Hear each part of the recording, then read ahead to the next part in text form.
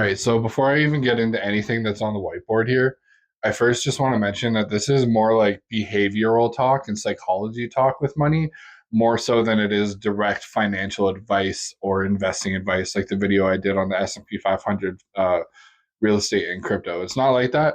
We're just talking about simple money behaviors here, and I just want to start off by recommending a book. This is The Psychology of Money by Morgan Housel.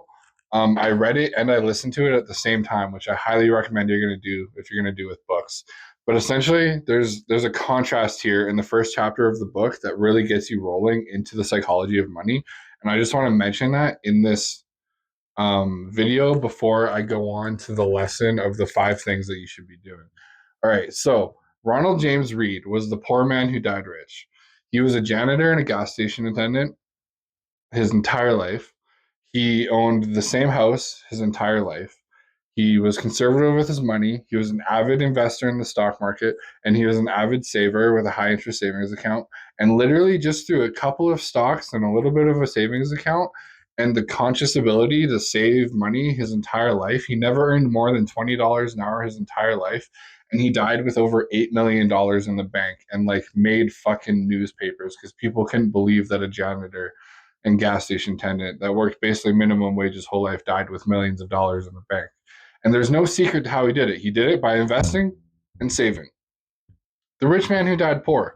Richard Fuscone, it says here. He was in the bank industry. He had like a high end suit and tie job with tons of investors, tons of business owners, owned tons of businesses, did all this shit.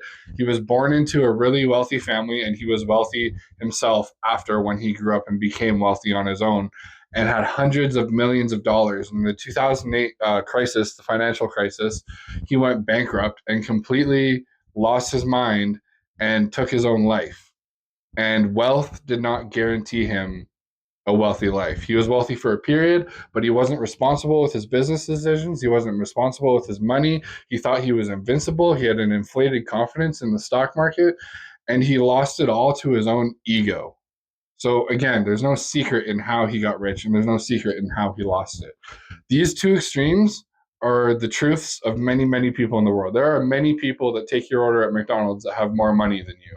And there are also the lawyer that you hired to help with your traffic fucking violation. That lawyer might have less money than you because he's irresponsible his entire life. So it's not about how much you make. It's not about where your money is coming from. It's just simply your behavior behind the money and what you're doing with it and how you're using your own situations to your own advantage to lead yourself towards success in your financial life. Now, into the lesson. The first thing you should be doing, money tracking. It's literally as simple as opening up a spreadsheet in Google or Excel and writing down rent, car, spending, and extra.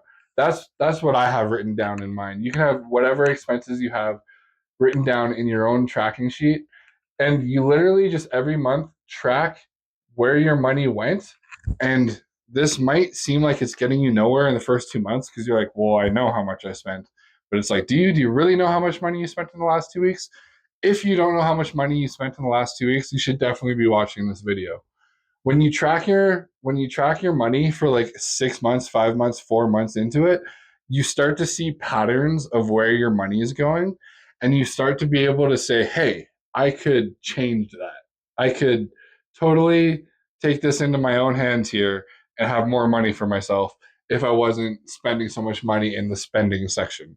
So for spending, that would be like your shoes, that would be like the coffee you buy every morning, all those little incremental purchases, the Big Mac you get on the way home from work, like that's all you're spending. You might not think you're wasting money in these situations, but you're actually completely destroying your chances of wealth by throwing little bits of money out every direction possible. And we're going to get more into that here. But money tracking essentially tells you what you're doing with your money with no lies, no question, no blame, just pure patterns.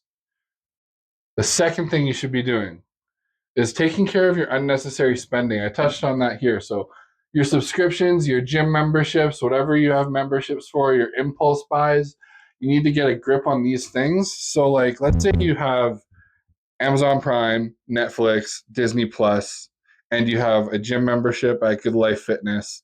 And the only thing you actually do out here is binge watch Top Chef on Amazon Prime. Those other three subscriptions can go. You're not getting healthier by paying for a gym membership you're not using. If you are using it and you are super into fitness and you are doing everything you can to become healthier physically, which is a whole other conversation, then by all means, have the gym membership. But did you know that about 58% of Canadians have gym memberships that they are not using? Gyms make bank off of your inability to actually get up off your ass. And you're losing bank by paying for that membership. So if you take your unnecessary spending and take it into your own hands, you can lose a couple subscriptions, lose a couple memberships, lose a couple impulse buys, and suddenly you're sitting with like literally upwards to 800 to 1,000 extra dollars in your bank by the time you've canceled all that shit and you've let your money accumulate over time and not spent it on those things. So making money isn't always about how do I make money? You already have money. You're just fucking throwing it away. That's the only difference. Just stop throwing away your money blindly to the economy and then blaming the big man. It's like, no, you fucking swiped your debit card. Justin Trudeau didn't do that shit for you. Even though that guy's an asshole, we're not going to get into it. The next thing you should be doing is maximizing free money and benefits. So, for those of you out there that have really good jobs with huge benefits packages, there's usually something called an RRSP match, meaning if you put $400 into your retirement account, your employer will put $400 into your retirement account. Not everybody has this, but there is a portion of people that are going to be watching this video that do have the option to have an RSP match. And maybe your employer was really snaky and didn't tell you that they didn't make it obvious to you that they have an RSP match. It might have been in your paperwork when you signed up for the job, but not every employer actually like openly tells everyone that they have an RSP match. They usually leave that for you to find out on your own, and most people find out when it's not too late. So if you're worried about that, I would highly suggest you ask your employer if there's an RSP match. The other thing, if you're a business owner, there's no point in like putting your teeth in the dirt over and over again, trying to come up with money to fund your business. If you are profitable and you do have somewhat of a reputation and some sort of online presence and something that you can prove to the government where you're actually legit, the chances of you getting approved for like a $50,000, $100,000, $150,000 grant that you don't have to pay back, by the way. Grants are free money. You don't pay back grants. It's money for you to keep to invest in your business. So if you can get a government grant for your business, you're fucking laughing. The other thing is like cashback accounts. So like for me, I'm with Neo Financial, and I have a 4% high yield interest savings account. It's not a stock account. It's not an ETF. It's not an index fund. It is simply cashback for saving money.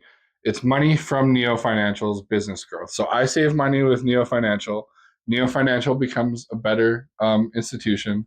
And then because they're a profitable business, they return that money back into my high yield interest savings account because I've been saving money with them. And that's my reward for saving money with them.